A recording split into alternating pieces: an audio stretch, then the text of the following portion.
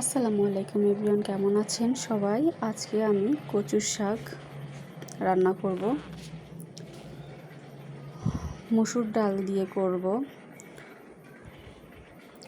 এখানে পেঁয়াজ কাঁচামরিচ কেটে নিয়েছি, কিছু রসুন থেতো করে নিয়েছি, একটা তেজপাতা নিয়েছি এবং একটা শুকনো মরিচ কেটে নিয়েছি।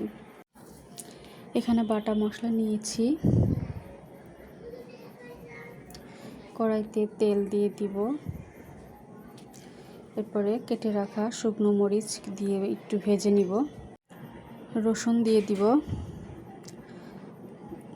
তেজপাতা দিব, কাঁচামরিচও দিব।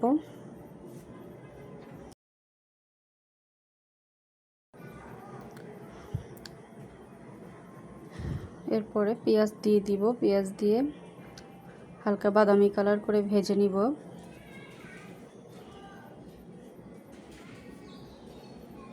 কিছু আস্ত জিরা দিব।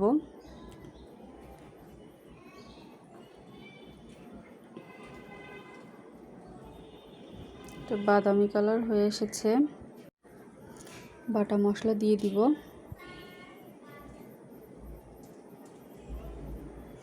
মশলাটাকে হালকা একটু কষিয়ে নিব যেন কাঁচা গন্ধটা না থাকে। হয়েছে, এবারে কচু শাক এবং মসুর ডাল একসাথে দিয়ে দিব। আমি কচু শাকটাকে আগেই সিদ্ধ করে রেখেছিলাম, সাথে ডাউলটাও একটু সিদ্ধ করে নিয়েছিলাম, তাই বেশিক্ষণ লাগবে না এটাকে রান্না করতে।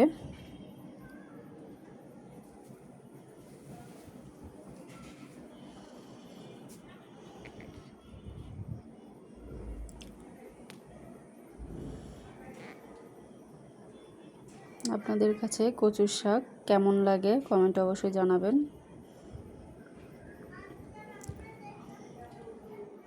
হয়ে এসেছে অনেকটা।